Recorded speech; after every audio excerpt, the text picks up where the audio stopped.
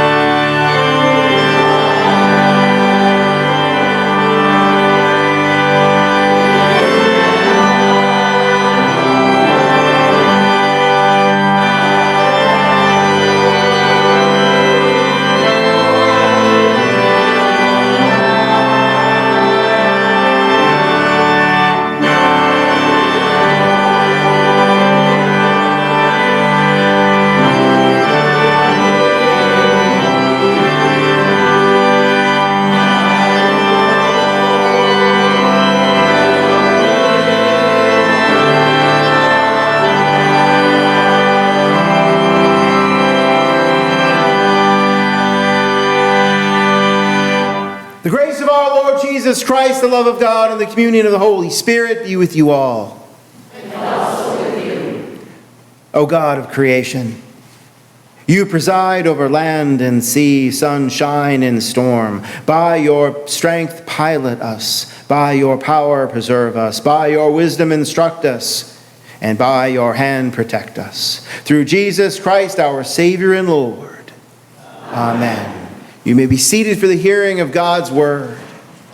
Our first reading for the fifth Sunday of Pentecost comes from the 38th chapter of Job. The Lord answered Job out of the whirlwind. Who is this that darkens counsel by words without knowledge? Gird up your loins like a man. I will question you, and you shall declare to me. Where were you when I laid the foundations of the earth? Tell me if you understand. Who determined its measurements? Surely you know. Or who stretched the line upon it? Or what were its bases sunk? Or who laid its cornerstone when the morning stars sang together and all the heavenly beings shouted for joy? Or who shut the sea with doors when it burst out of the womb? When I made the clouds its garment and thick darkness its swaddling band, and prescribed bounds for it, and set bars and doors, and said, thus far shall you come and no further, and here shall your proud ways be stopped. The word of the Lord.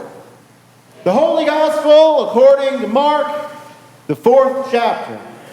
Glory to you, O Lord. On that day, when evening had come, Jesus said to them, let us go across to the other side. And leaving the crowd behind, they took him with them in the boat, just as he was. Other boats were with him. A great windstorm arose, and the waves beat into the boat, so that the boat was already being swamped. But he was in the stern, asleep on the cushion. And they woke him up and said to him, Teacher, do you not care that we are perishing? He woke up and rebuked the wind and said to the sea, peace, be still. Then the wind ceased, and there was a dead calm. He said to them, why are you afraid? Have you still no faith? And they were filled with great awe, and said to one another, who then is this, that even the wind and the sea obey him? This is the gospel of the Lord. Praise to you, O Christ. I invite you all to be seated. So not too long ago, I'd say I experienced my first tornado here in Oshkosh. I'm not really equipped for tornadoes. I'm an East Coaster. We're used to hurricanes. Something that you can plan for. Something that as it comes toward you, you can make preparations in the house. You can put tape along the windows. I know how to handle a hurricane. I was even reminded of how the preparations that we made when I was in Jersey City for Hurricane Sandy as it came along and, well, I would say more or less destroyed entire sections of the coast of New Jersey. Half of New Jersey is coastline. And it took lots of those parts of New Jersey and put them where they probably should be, in the ocean. That was a joke. Though to see the cyclone roller coaster in the water was pretty amazing. But to be equipped for a tornado is completely different for me. And I spent time with my family. We spent time because we have a back porch. We watched the sky turn this amazing color, and the rain was starting to come down, and just with the wind, and eventually it came inside because it was looking very ominous. And then, as we were hearing the rain coming down, and this tremendous wind and this thunder, the kind of thunder I've never heard before, just rocketed all the way across the sky. I went outside. And I went out on this front porch. There's a kind of a little awning there, so I wasn't completely being hit by rain. Rain that was going sideways. Something that I'd never seen before. And I was listening to this powerful thunder that just filled everything. And I went out there and I stood there in the rain, and I can only imagine the mood that I was in. I was just yelling at the sky, "Is that the best you can do?" At which point Laura came out and joined me for a bit. Told me I should probably dial it back. And we then kind of stood under the awning, and she was telling me stories about what it was like to grow up with every once in a while having the threat of tornado. And what would happen was, as her father would send the rest of the family to the basement where they'd be safe, and he'd usually stay upstairs. It took a lot for him to actually go down and hunker down with everyone else. I have this theory that he would stay upstairs because this is the only time he could get some peace and quiet. But they would send them downstairs where it would be safe. And she was telling me about this. We were watching, and we were watching the storm, and I was watching this lightning, and I was listening to this thunder, and I was yelling at the sky until we heard. It was the kind of the crack of thunder that sounded like the sky was being ripped apart. I have never heard thunder like this. At which point, Laura grabs me by my arm and pulls me inside. That was it for that one. No more yelling at the sky. It's time to be safe. I'm not sure. I think Owen was sleeping at the time. He could sleep through anything, and I think Gwen was on her phone, so she was fine. And I bring this up, this yelling at the sky, this arguing with the tornado. Like, is this the best you can do? And it reminded me of Job, of this passage that we heard from the book of Job today. And Job is an absolutely fascinating book of the Bible. It definitely discusses what it means to go through great hardship, to go through great adversity, to have one's faith stay intact, and to complain the entire time. Because that's what Job did. He complained to his friends the whole time. At this point, when we got to Job 38, one could say he has been complaining for 37 chapters. And of course he has. I mean, he is going through. He has lost everything: his health, his family, his business, and he has done nothing but howl at the moon, yell at the sky, argue with the tornado, until Job 38, and Job gets an answer. He gets an answer from the Lord God. He gets an answer from the whirlwind. And what does the whirlwind tell him? Who is that? Who is this that darkens counsel by words without knowledge? Gird up your loins like a man. I will question you, and you shall declare to me.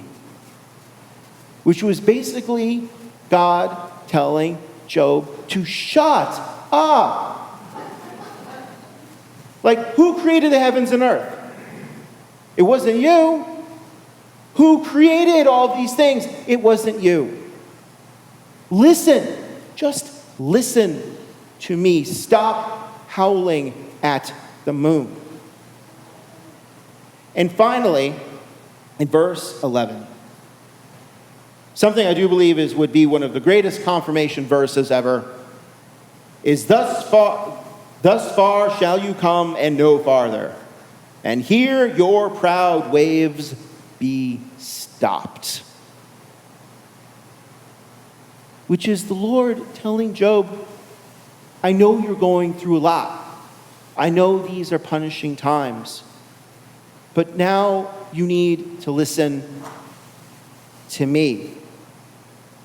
Lamentation is incredibly powerful, and it is incredibly important for us as people and as Christians. When any of us are going through an incredibly hard time, I don't think there's anything wrong with yelling at the tornado just to express our feelings, to express our faith. Because one thing about Job, he never lost his faith. He was in great pain, but he never lost his faith. But then at a certain time, what the Lord is letting him know is the time for lamentation is now over. It's time to do something about it. And now you need to follow your faith and you need to listen to me and accept that I'm in charge. And I'm the one who dictates all things from the heavens to the earth, all things in life and in death. And though you are going through such great pain, follow me, listen to me, have faith, and here your proud waves shall be stopped. Don't howl at the moon.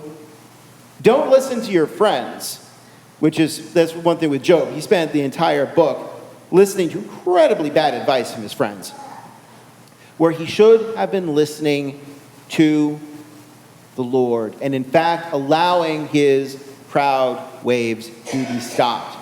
And it was time for the lament to stop, and it was time to do something about it, and have faith that our Lord will take care of it. I mean, think of when Jesus stills the storm. He's in the boat with the disciples, and to the disciples, it is very clear to them that a storm is going to come across to them, is going to capsize them and kill them. And they are terrified. And where's Jesus? He's asleep in the stern. He's fine. He knows what's going to happen. They wake him up. And he stills the storm. He stills the storm with those powerful words, "Peace, be still." Peace, be still. And he even challenges the disciples, and he challenges their faith, as if to say to them, just in the same way that I said to the storm, "Peace, be still," so should you be still. Have faith in your God, and that your God will take care of you. Your God will still the storm, and that everything is going to be okay. Actually, I think of Laura's dad again. You know, probably everybody's been sent to the basement during the tornado, and where is he? He's probably upstairs asleep on a cushion. Like, he'll be okay. And yes, you knew when it was really bad when he would go down with them. Then you knew it was really bad. But otherwise, it was like, okay, they're safe, and I'm going to rest because everything's going to be okay. I have faith in God, and God will take care of us. Now, as Christians, we are always met continually with adversity. All the time. Where it feels like the only thing we can do is argue with the tornado and argue with things around us that cannot be stopped. Forgetting that though lamentation has its time, eventually there is that time when we listen to our Christ. We listen to that stillness. We listen to those words, "Peace, be still," and we do something about it. We have faith in God's direction. Like I think if we're entering into another just epic stewardship campaign here at the church to help to refurbish, to rebuild, to restore all these parts of this beautiful house of God.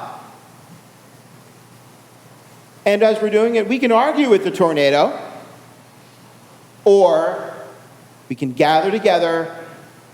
We could pool our faith. We could pool all of the good things of ourselves, and we can do something about it and have faith. Have faith in God. Allow our proud waves to be stopped, knowing that God's the one who's in charge and we are not. I think that's one of the lessons of the storm. I mean, I could yell at the tornado as much as I wanted. The tornado is going to win, no matter what I do. Or I can accept the will of God, the will of what is most powerful around us, which can change us, can change our hearts, and rather than to lament, to embrace my faith and allow God's stillness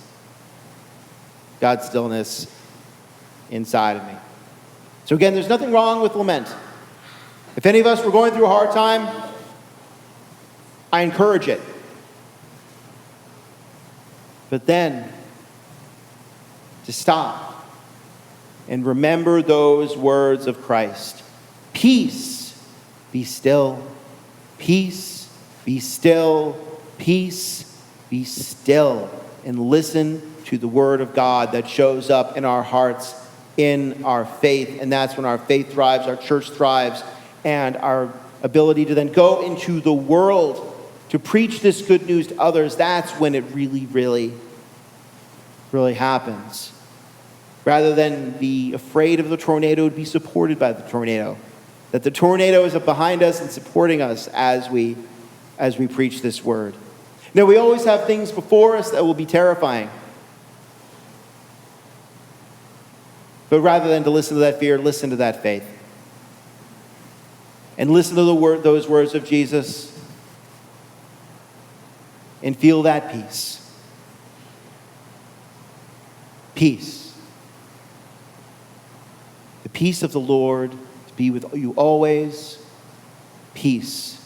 Be still. Amen. I invite you now to stand as you are able.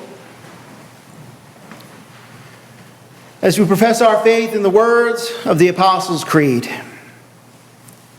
I believe in God, the Father Almighty, creator of heaven and earth. I believe in Jesus Christ, his only Son, our Lord. He was conceived by the power of the Holy Spirit and born of the Virgin Mary.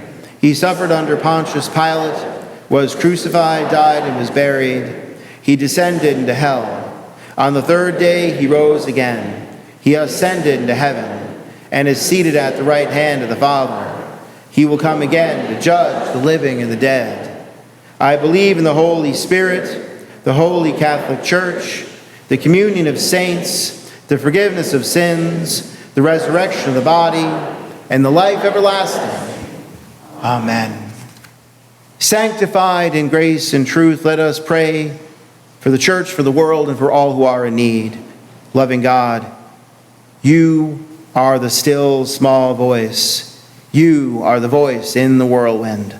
Humble our hearts with your grace and mercy so that we may love our neighbors as ourselves. God of mercy, hear our prayer. You are the voice in the whirlwind. Deliver favorable weather for the flourishing of crops and bless those who bring food to our tables. God of mercy, hear our prayer. You are the voice in the whirlwind. Grant peace to the nations, shelter our soldiers and keep them safe. God of mercy, hear our prayer. You are the voice in the whirlwind.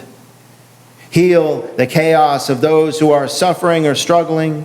We pray especially for Pastor Marty and Lola Rugi, Brittany Ratchman, Jody Porter, David Malky, Deb Jefferson, Wanda White, Audrey Haruth, Don Yonke, Jim Wills, Krista Parfit, Diana Hirschberger, Tanya Walter, Will Walter, Larry Wiegand, Dolores Gady, Sherry Katzenberger, Randy Samita, and Lane Fox. God of mercy, hear our prayer. You are the still small voice who gives wisdom to sorrow.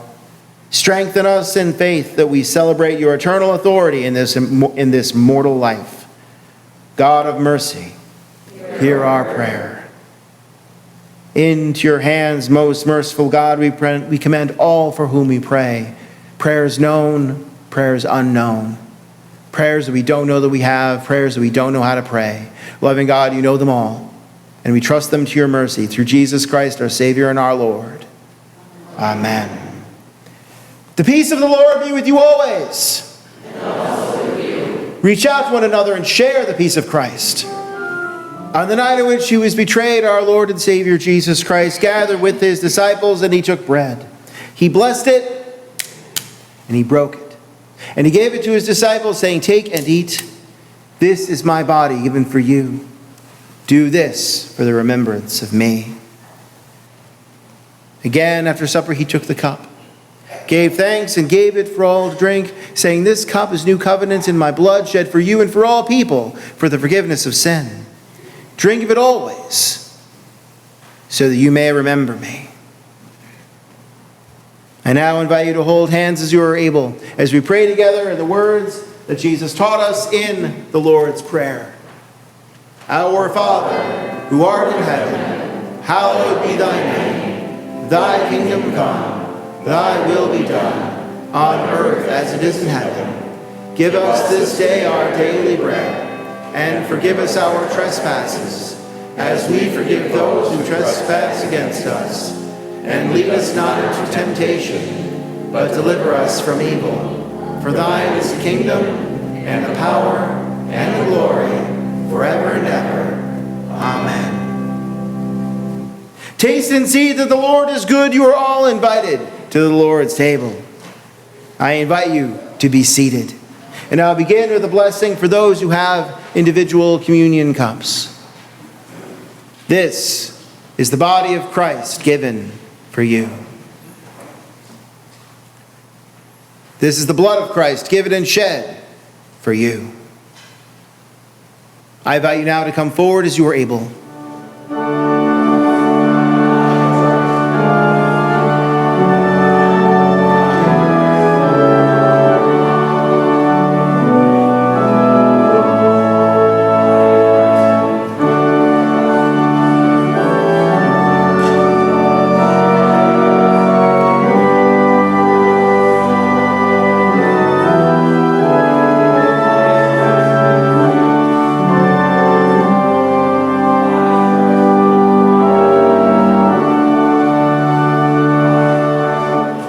Please stand as you are able.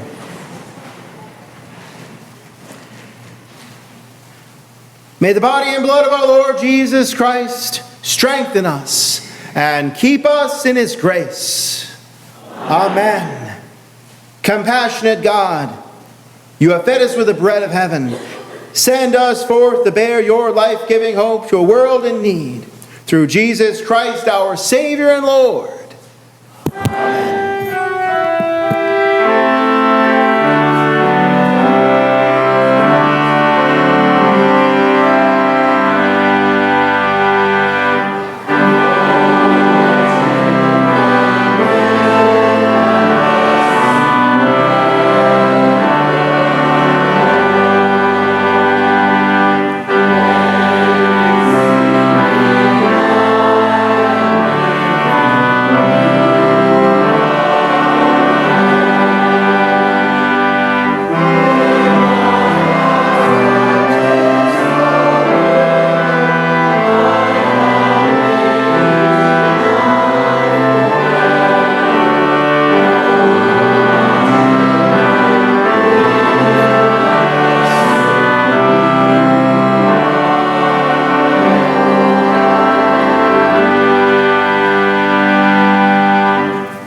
I invite you to be seated for a few brief announcements. For this morning, what I want to draw to everyone's attention most is in fact, stewardship. That as we embark on this stewardship campaign for this beautiful building, we'll be talking about it more and more, and for everyone to be ready for what's going to be happening next. It is for the understanding of our own giving, for what our own giving means, where our giving goes, and the kind of giving that one can have in the church. Whether it's time, it's talent, it's treasure. Usually it's a combination of all of it. But these are all different ways to continue to keep this great and beautiful and powerful house of God vital in this community. We are a powerful force for change and good right here in this neighborhood. And keeping this facility strong is part of it, and parts that can be seen, whether we're painting the walls or we're working on the roof, which is parts that we probably won't see, but believe me, when the roof goes, you'll know. That's one moment when the tornado speaks and we need to answer. Or it's the parking lot, or it's this elusive electrical box. I don't even know what it is, but I know we need to fix it. So we'll be discussing about this more and more, and to be mindful of it, and giving in any small amount makes a difference to keep this church strong and vital. So I just wanted to throw this one out there, that we'll be talking about it throughout the summer, and different ways that people can give in all types of ways, whether it is our time, our talent, our treasure, or a combination of all of it. Well, then I invite everyone to stand as you are able.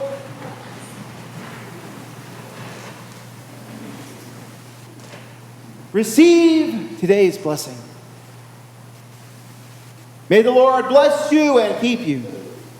May the Lord's face shine on you and be gracious to you. May the Lord lift up his countenance upon you and give you peace. In the name of the Father, and of the Son, and of the Holy Spirit. Amen.